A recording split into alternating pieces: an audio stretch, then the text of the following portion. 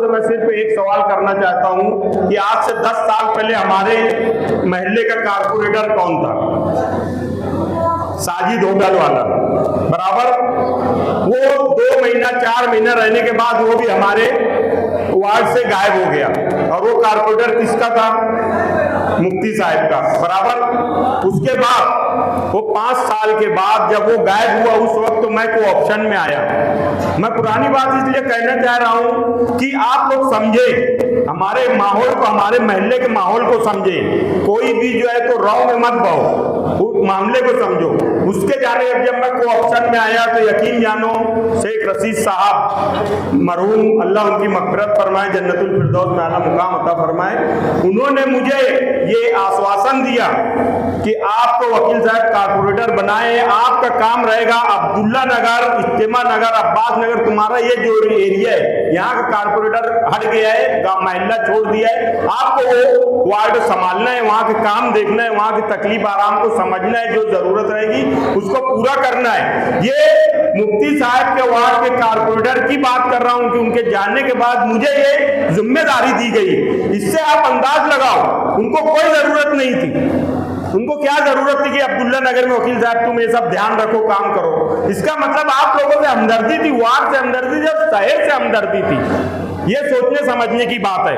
उसके बाद खालिद हाजी साहब यहाँ पे कितना काम किए, मैं किया, चलो ठीक है, वो 5 साल का वक्त तो गुजर गया। उसके बाद वापस इलेक्शन आया, फिर कारपोरेशन का इलेक्शन आया। मुझे आप बताओ, उसके बाद जो उम्मीदवार आप लोगों ने चुन कर दिए, नबी अहमद साहब, शेख साहब, बराबर। मैं उस वक्त जब वो खड़े हुए तो बोले मैं बहुत पैसे वाला हूँ, मैं जो है तो इतना जो है तो लोगों को ज़कात देता हूँ, इतना देता हूँ, मैं इतना खर्चा कर दूंगा, मैं पूरी अवामों को संभालूंगा। उसके बाद वो जो चारों चुन के आए, मतलब जो है तो सलीम भाई हमारे आए, ये नबी अहमद आए, और उनसे लग के जो भी आए, मुझे बताओ आज किसी को नाम याद है क्या कि आपके एरिया कारपोरेटर कौन था? नबी अहमद साहब को कभी देखा आप लोगों ने? वो किसके जो है तो उम्मीदवार थे, किसके कैंडिडेट थे, किसके कारपोरेटर थे? मुझे बताओ। मुफ्ती साहब के थे। अब जब जो शख्स 10 साल तक के यहाँ रहने के बाद हमारे वार्ड में नहीं आ रहा है, और आज भी मैं देखता हूँ कि उनके ही गुण गाया जाता है, क्यों? आज हम लोग जो वोट देते हैं किसके लिए देते हैं? कि हमारे महल्ले का काम हो, हमारे शहर का काम हो। मुझे बताओ, ये जो रोड बनी है ब्लू बर्ड रोड, मुझे याद है सिमिट हाउस के पास जब प्रोग्राम हुआ था, आसिफ साहब भी थे उस वक्त, तो उन्होंने उस वक्त मैंने मीटिंग में बोल दिया था कि ये रोड शहर का काम करने वाला सिर्फ कोई है तो हमारे शेख रशीद खानवादा है, आसिफ साहब है, खालिद हाजी है, और ऐसे उनसे लिख के सब कुछ।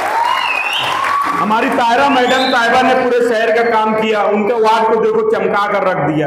इसी तरह ये रोड का काम भी जब उस वक्त मीटिंग हुई तो मैंने कहा कि भाई ये काम करने वाली शख्सियत हमारे आसिफ साहब, शेख रशीद साहब है। रोड का काम हुआ ये आसिफ साहब ने कराया है, ब्लू बर्ड से लेके जो है तो पूरे सिमिट हाउस तक। और जो आगे काम हो रहे हैं आगरा रोड, हर काम 99% काम जो है करने वाली शख्सियत हमारे जो है आसिफ शेख रशीद साहब एंड पार्टी पूरे ग्रुप है। तो आप लोगों को सोचने का मुकाम है, हमको किसी उसमें बहना नहीं है राव में कि भाई जो है तो ये कि अरे काम हमारे शहर में 10 साल कारपोरेटर रहने के बाद आज उनके नाम का पता नहीं, ना वो आते, ना जागते, ना बोलते। उसके बाद तो आपको बदल कर तो देखो। अरे जब कुछ नहीं रह के हम लोगों ने इतना काम करते तो जो इस वक्त एक टाइम आप चुन कर लाएंगे हमारे एरिया से। और आज शहर का मामला है, एमएलए का इलेक्शन होना है। ये तो मैं कारपोरेटर की बात सिर्फ इसलिए किया कि आप लोग समझो यार, जब हमारे कोई काम नहीं हो रहा तो जो कर रहे हैं उनके जो हमारे सरपंच तो उनको तो लाओ, कितने बड़े बड़े काम कर रहे हैं। अभी हमारे असलम अंसारी साहब भी आपको बताएंगे आपके महल्ले का काम। तो मेरा कहने का मतलब है कि अभी आने वाले इलेक्शन में कोई आदमी भी, हमारे महल्ले के हर लोग, बुजुर्ग बोलो, माँ बहने बोलो, नौजवान बोलो, ये लोग एक समझो कि अब हमें किसी भी जज्बाती रौ में नहीं बैठना है। हमें जो काम करने वाली शख्सियत है हमें उसको वोट देना है। मैं तो गारंटी देता हूँ जो काम करने वाला है उसको वोट दो, ना दिल पर हाथ रखकर जज्बाती रहो पे मत दो, जो काम करने वाला है उसको वोट दो। तो आने वाले इलेक्शन में हमारे एमएलए, साबिक एमएलए आसिफ शेख रशीद साहब का हमने 5 साल दौर देखा है। मैं बस यही गुजारिश करूंगा कि उन्होंने हमारे एरिया में, उर्दूगर हमारे एरिया में वो जो है तो ये हिल स्टेशन हमारे एरिया में, यानी हर चीज हमारे एरिया में सब काम हो रहे। जो काम हो रहा है ना, ये हाई स्कूल से लग के ये भी आसिफ साहब की देन है। सिर्फ वहां पर जो कुदाल मारने से जो है काम नहीं हो गया, आसिफ साहब की देन है। ये काम कितना धरना दिए, कितना बैठे है, ये सोचे ये चीज। और हमें इस वक्त तो आगे और सिर्फ आसिफ शेख रशीद साहब को चुनकर लाने की पूरी कोशिश करना है, इतना ही कहकर। क्योंकि वक्त और हालात हमेशा हमारे साथ ऐसे आए हैं कि हम बेयार बेमददगार ही रहे। इलेक्शन आता है तो हमारे शहर की और हमारे वार्ड की एक खासियत ये है ना कि हम पार्लियामेंट में हुकूमत बनाते हैं। कौन एमपी यूपी में चुन के आ रहा है, कौन कारपोरेटर दिल्ली में चुन के आ रहा है, ये हम सब बता देते हैं। लेकिन जब वार्ड का इलेक्शन आता है और वोट देने का टाइम आता है तो हमको ये नहीं समझता है कि हमको किसको वोट देना है। सच्चाई तो यही है ना। व्हाट्सएप पे देखेंगे तो 24 घंटे कम पड़ते हैं सियासत को। 25 घंटे भी रहे तो बोले यार ठीक है 25 घंटा सियासत करेंगे। आज हम लोग जिस वार्ड में रहते हैं, आज 1991 में कांग्रेस पार्टी का एक उम्मीदवार चुन के आया और कभी भी आसिफ साहब को कोई कारपोरेटर नहीं आया। लेकिन फिर भी जब जरूरत पड़ी अब्दुल्ला नगर को हम लोगों ने आवाज दिया। कभी आसिफ साहब हो या हाजी साहब हो, इन्होंने कभी हमारी बात को काटा नहीं और इनकार नहीं किया। और हमको हमेशा ये बोलते हैं कि आपके लिए हमने असलम अंसारी साहब को अब्दुल्ला नगर को दिए और असलम अंसारी साहब को रोज कर इस रोड को गुजरे।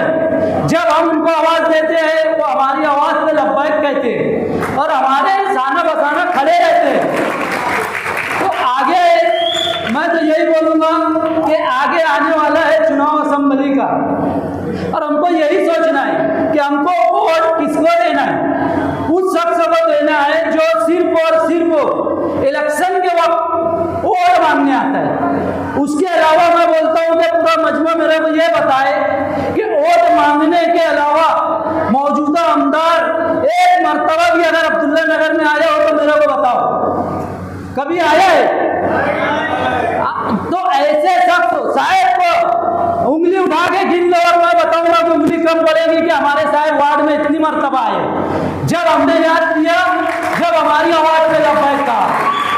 आज साहब का मामला ऐसा है कि साहब अगर बंबई में भी रहते हैं, बंबई में रह के अगर परसों के दिन फोन पे काम किया जो मैं नहीं बताऊंगा कि मेरे अपना अजीज दोस्त किले में रहने वाला, उसके लिए जो काम किया वो रात को मेरे पीछे पड़ा था, कुछ भी कर ले किले में ला मैं इस्तेमाल करूंगा।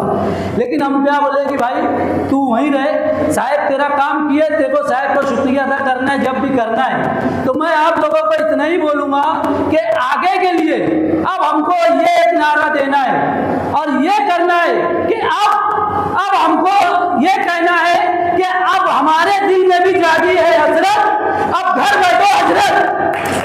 क्या बोलना है? बोलना क्या है? हर दिल की है ये हसरत, अब घर बैठो हजरत। तो आने वाला जो असेंबली चुनाव हमको सिर्फ यही नारा देना है कि आसिफ साहब